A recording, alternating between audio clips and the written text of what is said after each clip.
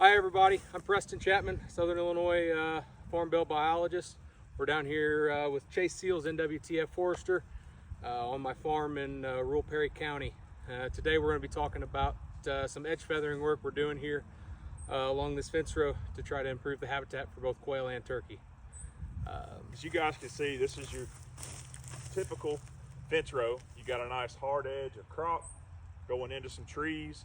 There's a little bit of grasses mixed in here along this edge. You know, this creates a hard line. So when we're talking about working for improving wildlife habitat, in a situation like this with a hard line, we've got a nice easy transect for predators to use. Your coyotes, your bobcats, raccoons, possums, etc. They're gonna run right up and down this, running with the wind and scent checking this whole fence row. So, and they're right on top of it, so whenever they do hit something, they're going to be very close, so it's going to be real easy for them to find their targets. Very typical of most farms out here. Now, Preston and I are going to ease up here and show you guys some work that we did and how you can do what we call edge feathering and create a soft edge to increase your habitat for your wildlife, as well as make it a heck of a lot harder for your predators to find anything. All right, guys, so we stepped through that fence row to the opposite side now. As you guys can see, we've got a lot of tops that are laying out into this grass planting. This was done last year. So, last year we had a logger come through and take out some of the bigger trees, just to kind of help thin the fence row out, let that sunlight come up. I actually had the logger drop some of the tops out into the edge here to try to create this edge feathering technique that we're looking for. And as you can see this year, we've got those grasses coming up. A quail or a turkey hen could easily lay a nest there and elude some predators. So if we kind of take a look right here, this would be the exact look down that line of the old fence row line prior to dropping trees. Chase is going to kind of show us what we're talking about when those predators have to go out and around everything instead of walking that straight line. So, if you guys can remember right across the fence row there, it was a nice hard crop of trees. Well, now we're out here, we've got a nice grass planting.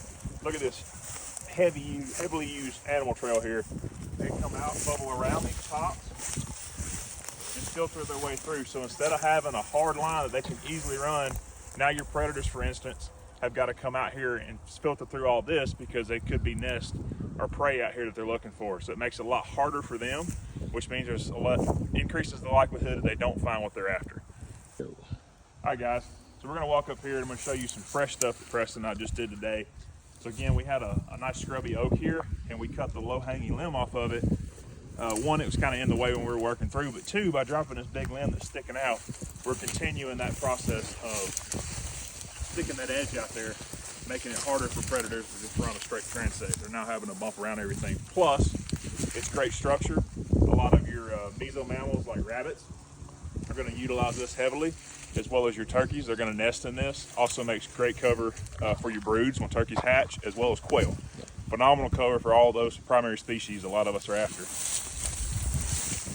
Again, having this habitat this close, where you have escape cover, brood cover, nest cover, and food all within, 5 feet of each other. Yep.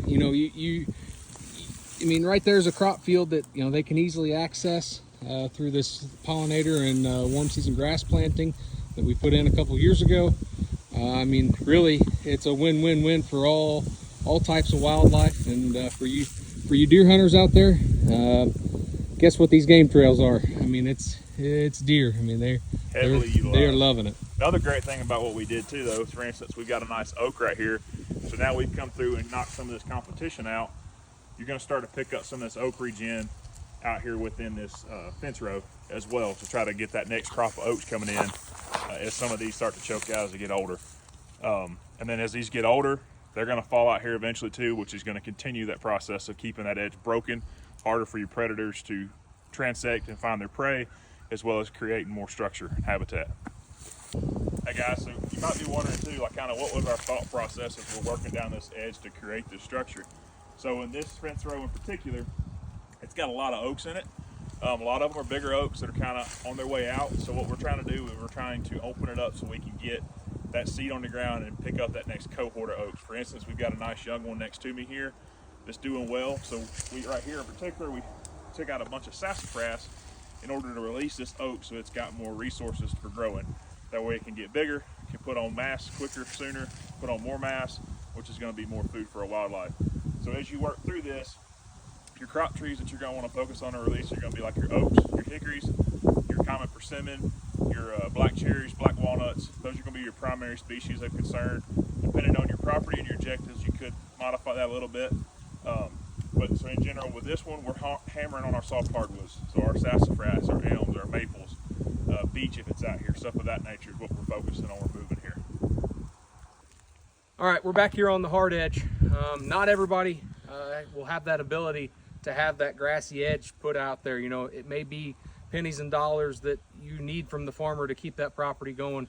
So some ways that you can manage these hard edges inward is to cut some of those smaller trees inward, and even the larger trees, and make brush piles along these edges. You know, if you can have some scattered brush piles, you know, a lot of times you hear guys say rabbit-tat. You know, quail and turkey can use those too. I mean, a mama hen can get in there pretty easily and escape from predators. Yes, the predators are traveling these hard edge lines, but those habitat, you know, those habitat balls, those areas can create that cover that can just get them far enough away from those predators to have a successful nest. In summer here, you know, again, we want to go from having this hard edge that we're standing on right now into having a soft edge with a lot of tops hanging into it. That's going to force those predators out, make them get out and actually search a lot more than just running down these hard cut edges like this. Also, again, you want to focus on releasing your crop trees. The more sunlight that you get into these fence rows like this, you're going to get a lot of herbaceous vegetation that's going to pop out, as well as you're going to start picking up that next cohort of your crop trees for your fence row. You know, and then lastly is just maintaining that diversity habitat so that you've got your food, you've got your cover, all right there together. When you have everything close by, it's a lot easier to have successful poult recruitment for turkeys and quail. And then again, for us deer hunters as well, it's everything's right here too. Deer love every aspect of what turkeys and quail do. So I mean, and you know, we're working here along a fence row. This is kind of an area that I promote for some quality quail area on my property. But there's other areas on this property along the hardwoods that you can easily access to do the same thing. Right now it's January 17th, and pretty well everything's went out. I know quail and pheasant went out on Sunday, deer went out on Sunday, archery turkey went out on Sunday. You know, now's that time to kind of get out and start thinking about what you can do for next year to improve that property that you hunt. This is a really easy way to do that. Chase and I, you know, kind of went through with some chainsaws and knocked some trees down, and I'd say we got about 400 yards of fence row done here in about an hour. Yep. So it's a real easy way. It's pretty low cost. I mean, cost a chainsaw. If you can't find one, you know, go ask a buddy. More than likely, you can find a chainsaw to use to get this stuff done. If you have any questions, feel free to reach out to any biologists around you. NWTF foresters, you know, NWTF, PFQF, we're statewide, nationwide. as far as NWTF, I service most of the southern Illinois counties below I-64. There's a couple that I don't. We also have another forester out of the Shelbyville area that covers a wide range up there. So if you guys are in those areas, reach out to us. We're more than happy to talk to you. You know, again, in summary here, the more of a mosaic of habitat you can create and the more sunlight you get down on the forest floor, the better things are going to be for your wildlife. Yeah. Thank you all. Have a good